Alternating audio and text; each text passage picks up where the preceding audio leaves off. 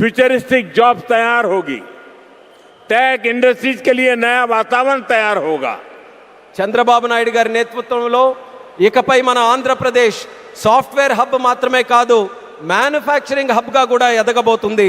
దీంతో ఆంధ్రప్రదేశ్లో futuristic jobs సృష్టించబడతాయి. టెక్ ఇండస్ట్రీస్కు అనుకూలమైన ఒక కొత్త ఈకో సిస్టమ్ కూడా ఇక్కడ ఏర్పడుతుంది. साथियों, वर्ल्ड इकोनॉमी में कहीं पर किसी भी ग्रोथ सेंटर का निर्माण सिर्फ एक फैक्ट्री से नहीं हो सकता। उसके लिए एक पूरे इकोसिस्टम की जरूरत होती है। आज आंध्र प्रदेश में हम ग्रोथ का वही इकोसिस्टम तैयार कर रहे हैं। चंद्रबाबू नायडू जी व्यक्तिगत स्तर पर दिन रात मेहनत करते हैं। इसी का परिणाम है आज दुनिया की कई बड़ी बड़ी कंपनियां यहां निवेश करने के लिए आना चाहती हैं। మిత్రులారా, ప్రపంచ ఆర్థిక వ్యవస్థలో ఏ గ్రోత్ సెంటర్ అయినా ఒక్క ఫ్యాక్టరీతో నిర్మించబడదు. దానికోసం ఒక పూర్తి ఈకో సిస్టమ్ని మనం ఏర్పాటు చేయాలి.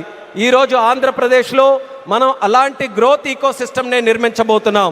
మన ముఖ్యమంత్రి చంద్రబాబు నాయుడు గారు వ్యక్తిగతంగా రాత్రి పగలు రాష్ట్రం కోసం కష్టపడుతున్నారు. దాని ఫలితంగానే ఈరోజు ప్రపంచంలో ఉన్నటువంటి ప్రముఖ కంపెనీలు ఇక్కడ పెట్టుబడులు పెట్టడానికి ఎంతో ఆసక్తి చూపిస్తున్నాయి. साथियों, यहां सेमीकंडक्टर के साथ साथ एआई इंफ्रा और डेटा सेंटर पर भी काम हो रहा है।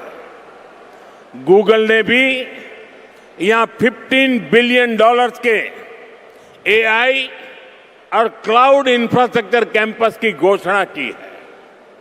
और भी कई ग्लोबल कंपनी यहां नई संभावनाएं देख रही हैं।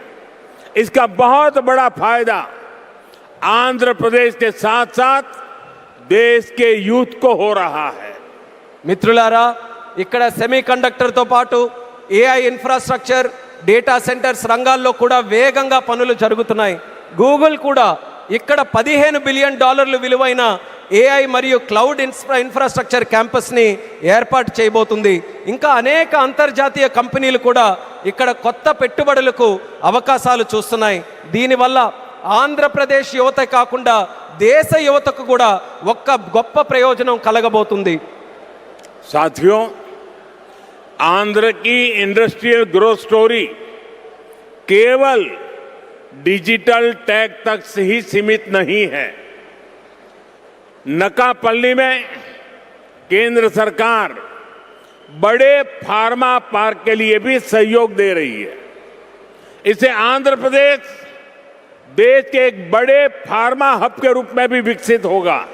మిత్రులారా, ఆంధ్రప్రదేశ్ ఇండస్ట్రియల్ గ్రోత్ స్టోరీ కాకుండా డిజిటల్ టెక్ వరకే పరిమితం కాకుండా నక్కపల్లిలో కేంద్ర ప్రభుత్వం యొక్క భారీ ఫార్మా పార్క్ ఏర్పాటుకి కూడా సహకరిస్తుంది.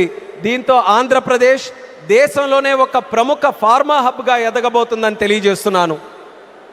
ग्रीन एनर्जी की फील्ड में भी अकेले रायलसीमा क्षेत्र में 5 लाख करोड़ रुपए से ज्यादा का इन्वेस्टमेंट हुआ है.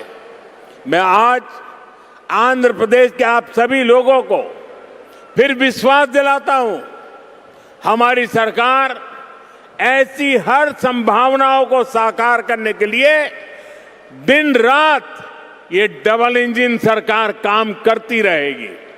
గ్రీన్ ఎనర్జీ రంగంలో కూడా ఒక్క రాయలసీమ ప్రాంతంలోనే 5 లక్షల కోట్ల రూపాయలకి పైగా పెట్టుబడులు వచ్చాయి. ఈరోజు ఆంధ్రప్రదేశ్ ప్రజలందరికీ నేను మరోసారి హామీ ఇస్తున్నాను, ఇలాంటి ప్రతి అవకాశాన్ని నిజం చేయడానికి, ఆ కళని సాకారం చేయడానికి మా ప్రభుత్వం, ఈ డబుల్ ఇంజిన్ ప్రభుత్వం రాత్రి ప్రగలు కృషి చేస్తూనే ఉంటుందని తెలియజేస్తున్నాను.